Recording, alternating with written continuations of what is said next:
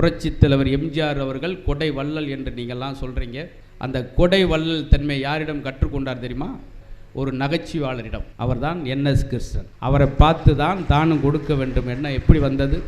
NS Krishnan இறந்ததுக்கு எம்ஜிஆர் அவர்கள் போயிருக்காரு. பெரிய கூட்டம், திடுமுகடான கூட்டம். ஒரு சிரிக்க வைத்தவருக்கு, நகைச்சுவை செய்தவருக்கு இவ்வளோ ஒரு கூட்டமான்னு பார்க்கும்போது கடுமையாக உதவி செஞ்சவர், கடனை வாங்கியெல்லாம் உதவி செஞ்சவர்.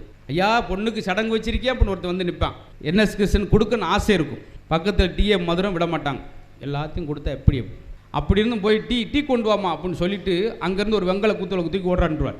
தூக்கிட்டு ஓடிடுவான். ஐயா 2வது பொண்ணுக்கு ஒரு கல்யாணம் வச்சுருக்கேன் அப்படின்னு ஒரு புத்தகத்தை எடுத்து கொடுப்பார். போய் படி எல்லாம் சரியாக போயிடும். புத்தகத்துக்குள்ளே ஒரு நோட்டாக வச்சு கொடுப்பார்.